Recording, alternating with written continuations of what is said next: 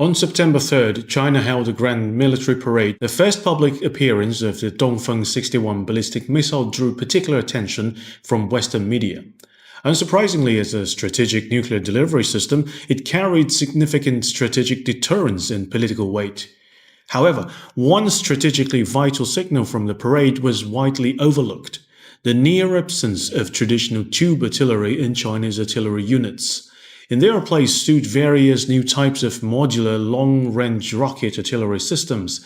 These systems have made dramatic improvements in two key performance areas, ultimately rendering them more efficient than tactical nuclear bombs within China's army combat system. First, a substantial increase in conventional munition range now allows China's long-range rocket artillery to fulfill roles once reserved for tactical nuclear weapons, namely precision high-value target destruction and escalation control at the operational scale. Take the PHL-191 long-range rocket artillery system as an example. When firing its 750 mm rockets, specifically the BRE-10, which has a circular error probable of as low as 10 meters and is equipped with a massive 480 kilogram warhead, roughly equivalent to the combined explosive power of 50 standard 155 mm artillery shells or a full battery level salvo. It can achieve ranges of 600 kilometers. Many may not grasp the significance of these distances. The most intuitive comparison is that the Taiwan Strait is only about 400 kilometers wide. Long-range rocket artillery typically serves as division-level direct suppressive firepower. By comparison, tube artillery serving similar functions in both China and the United States, such as the most representative 155 mm howitzers, can only achieve maximum ranges of around 100 kilometers when using specialized extended-range munitions. Conventional shells are limited to far shorter distances, around 50 kilometers. The PHL-191's 600 km range, however, opens up new operational possibilities for artillery. It can effectively engage high-value targets deep behind enemy lines, including command centers, logistics hubs, airfields, and troop concentrations. This capability allows it to disrupt enemy offensives during their preparation phase or isolate well-defended positions by cutting off supplies and reinforcements. The mission of destroying enemy offensive formation and logistics systems was a role NATO assigned to tactical nuclear weapons during the Cold War. While using conventional munitions, the PHL-191 can achieve similar outcomes thanks to its extreme range. It is no longer merely a tactical asset. It now offers operational-scale strategic strike capabilities. The PHL-191 is just one example of China's modern artillery. It is integrated into artillery brigades directly under the command of China's Army Group Commands. This structure is highly significant. In conventional warfare, the commanders of China's 13 army groups now possess strategic strike capabilities under their direct control, unlike their counterparts in many other countries who must coordinate across air and missile forces. Moreover, the use of tactical nuclear weapons requires lengthier approval processes and higher-level authorization, and from the moment radiation detectors begin to alarm, the battlefield spirals towards uncontrollable escalation, with no real winners. The PHL-191, by contrast, can perform some functions of tactical nuclear weapons without the radiological hazards of risks of further escalation. This non-nuclear nuclear weapon represents one of the Chinese Army's most strategically valuable asymmetric advantages. Secondly, a new type of smart munition has made China's long-range rocket systems more efficient and cost-effective than tactical nuclear weapons when it comes to halting massed armored assaults and conducting battlefield interdiction.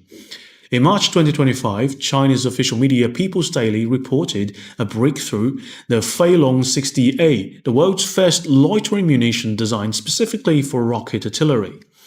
The system is stored in launched canisters and is compatible with any Chinese modular rocket artillery system. After launch, the Feilong 60A unfolds its wings and loiters in designated airspace for extended periods. During tests on the Tibetan Plateau, its electric propeller propulsion system demonstrated an endurance up to 7 hours. But the Feilong 60A does more than just loiter. Its onboard cameras can autonomously identify ground targets and conduct precision strikes using specialized warheads to attack the vulnerable top armor of enemy vehicles. It can also transmit real-time imagery to the launch vehicle, enabling battle damage assessment, guidance for subsequent conventional strikes, or target designation for other units.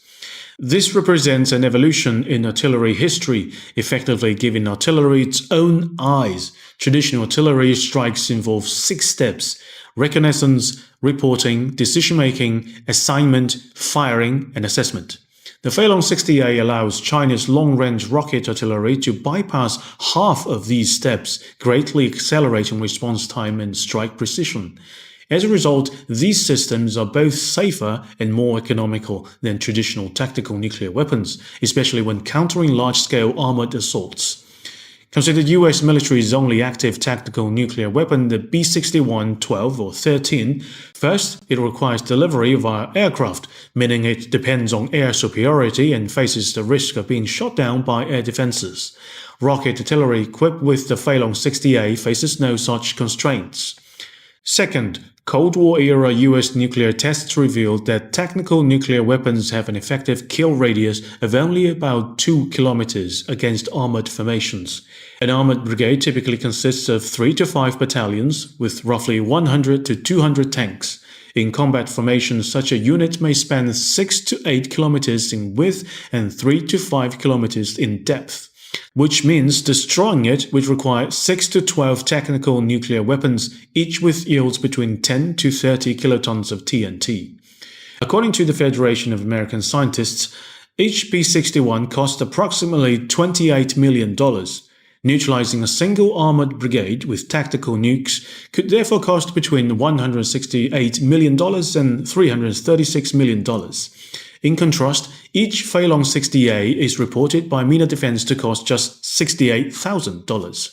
The price of 12 B-61s could buy nearly 5,000 Feilong 60As, enough to conduct 25 precision-guided strikes per tank in an armored brigade, if anyone would actually use such an extravagant approach.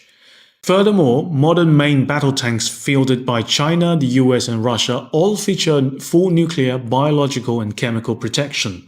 This allows crews to wait a minimum of 6 hours before rapidly crossing through a nuclear blast zone.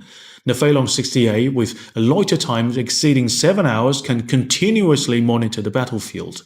If a second wave of armored units is detected, it can either direct additional strikes or engage directly, thereby providing longer duration battlefield interdiction than tactical nuclear weapons.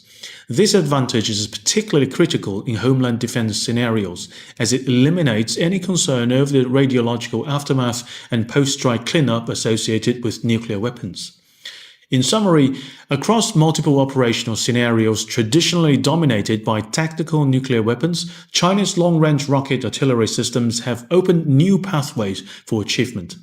As Chinese political commentator Wang Qiang noted, this not only enhances the PLA's integrated informational and firepower capabilities, but also strengthens the strategic capacity of Chinese army and further improves the entire military's joint operations system. China has always adhered to the principles of no first use of nuclear weapons and no use against non-nuclear states. However, if any forces mistakenly believe that they can rely on larger nuclear arsenals to engage in conventional military salami-slicing tactics, promote nuclear combat, or even initiate proxy wars against China, they will face responses more resolute and powerful than those seen 80 years ago. And that's all for today. 偷偷告诉大家，我最近发现了新法宝 Royal Face 逆时奇迹系列，它有活肤露、全效精华，还有精华霜。尤其我皮肤比较偏干，所以我非常的注重保湿。保湿做得好，肌肤自然烹饪。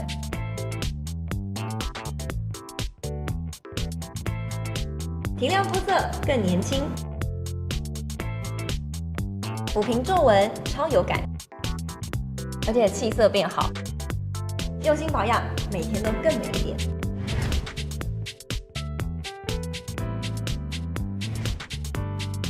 美吧。